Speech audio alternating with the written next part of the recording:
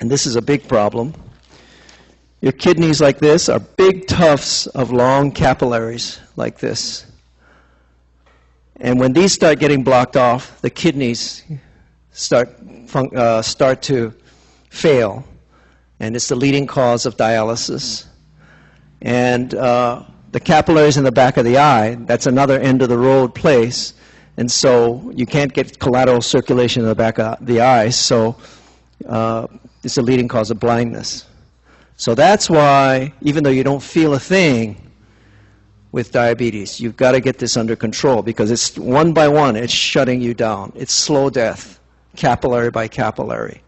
And over the years, you lose one or two capillaries, you can't tell because you have millions of them. But then after a number of years, pretty soon you can't feel your toes. I still remember one of my patients came in, and he's this big husky.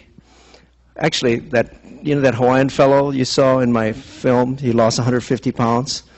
Well, he's this big husky macho. He was 6'5", 425 pounds, and he lost his toe. And I said, "How'd you lose your toe?" He said, "Well, I went to work in his truck. Right, he's a truck driver." And he said, I noticed my sock was wet. And so he said, "Oh, I must have stepped in a puddle." So he went all day long with a wet sock, goes home, and is soaked with blood. And I said, how did that happen? He said, "I stepped on a nail, and I didn't even know it. And the nail was just grinding through his foot all day long, soaking his sock with blood, and he didn't even feel it. And what happened was the infection wouldn't heal, and they had to take his toe off. But that's how it happens. And he didn't feel anything, so he didn't go to the doctor until he realized he had a serious problem. So don't let it go that far. The other thing is, this might be happening in your brain.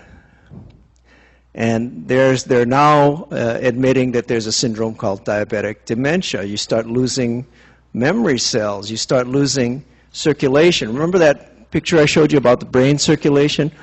Well, what if that wasn't temporary? What I showed you was temporary. It was reversible. When you eat high fat, the poor circulation is temporary. But what happens if it's now blocked off? Now you're starting to lose the ability to use parts of your brain. So there's a lot of reasons to keep this under good, keep blood sugar under good control, so you don't have any of these problems with related to circulation. Question.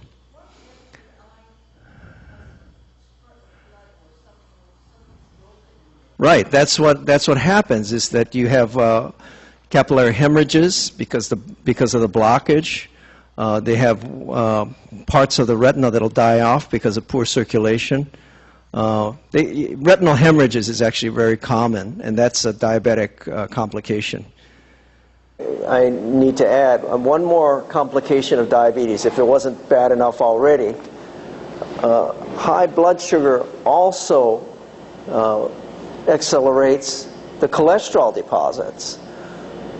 Remember that earlier I was explaining that when you have lots of cholesterol in the bloodstream, especially the LDL cholesterol, it starts putting cholesterol into the big arteries, right? These are the smallest arteries. Well, the biggest arteries get plugged up because cholesterol starts getting deposited in the vessel wall. And of course, that's how you get heart attacks and strokes. And actually, the biggest vessel is in your aorta. It's a big vessel that goes right down the center of your body, and it goes to your legs and your other organs. Well, the aorta can have plaques, and because it's got to have that blood flow, instead of blocking, the walls will start weakening, and they'll call it an aneurysm. It's actually not a blockage, but it actually blows up into a balloon, and then that can actually burst, and it's actually it'll kill people when the aorta starts to rupture. But the point of all this is that high blood sugar or diabetes will accelerate cholesterol deposit. I mean, if all of this wasn't enough in the small capillaries, in the large arteries, it will contribute to blockage of the large arteries by cholesterol. So that's why people with diabetes, the leading cause of death is heart attack, and they're at risk for more strokes, and they're at higher risk for aortic aneurysms and what they call peripheral vascular disease, that is blockage in the legs from cholesterol deposits.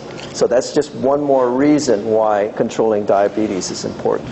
I just wanted to get that additional point in. All right, so that's just my basic description of diabetes, the complications of diabetes, and why we really want you to control it.